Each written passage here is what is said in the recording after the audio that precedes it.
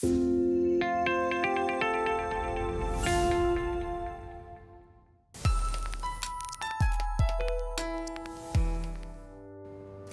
investment objective of our dynamic asset allocation process is relatively simple.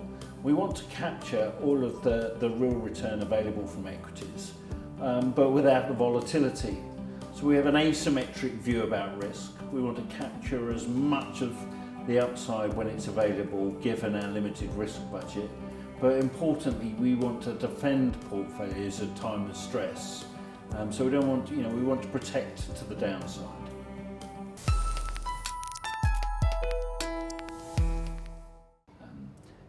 In the current environment, we're pretty optimistic about growth.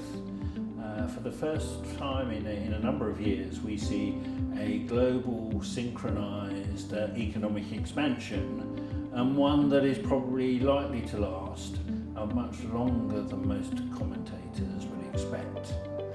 At the same time, inflation has risen a little bit, but even in economies such as Japan and the United States, where labour markets are tight, we still don't see any real wage pressure. So it strikes us that inflation remains pretty subdued, and that central banks won't have to raise interest rates aggressively anytime soon in order to sort of dampen any threat from inflation.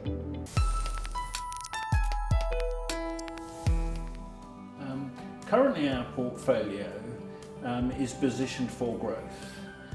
We expect economic growth to surprise positively, and along with that we would expect corporate profits to surprise positively. We want to be exposed to that growth and earnings surprise. So we have a preference for equities, and we have a preference for cyclical equities within our equity component. In terms of fixed income assets, generally we take the view that credit looks pretty expensive here, but we need to have a diversified portfolio. We need to have some diversification, some risk reducing assets, and for us US Treasuries play that part. Real yields are positive, and we've already seen a meaningful rise in inflation expectations in the United States. So for us today, the portfolio, if you like, is let's have cyclical equities and some fixed income assets